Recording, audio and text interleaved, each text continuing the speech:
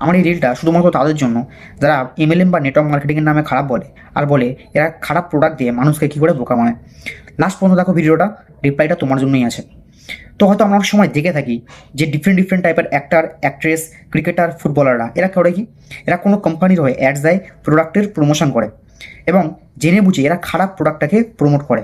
আর আমরা কি করি, শুধুমাত্র ওদের একটা অ্যাড দেখে আমরা সেই প্রোডাক্টটাকে বাড়িতে কিনে নিয়ে চলে আসি, না তাদের কোয়ালিটিকে চেক করে। শুনে থাকবে হয়তো যে সুগার মানে চিনি তোমার আমার শরীরে খারাপ করে, একটারাও জানে, বাট তারপরেও ওরা কী করে, মোটা টাকা ইনকামের লোভে খারাপ জিনিসটাকে প্রমোট করে দেয়।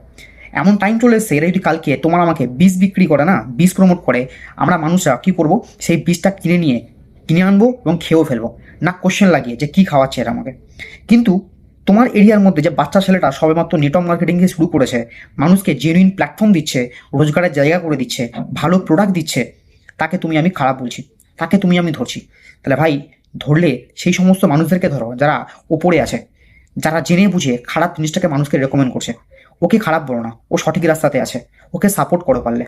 আর তুমি যদি কোনো নেটওয়ার্ক ফিল্ডের সঙ্গে থাকো, তুমি নেটওয়ার্ক মার্কেটিং সঙ্গে কাজ করো, তাহলে এই মেসেজটা তোমার জন্য। ওদের কথায় কান না দিয়ে নিজের কাজের মধ্যে ফোকাস করো।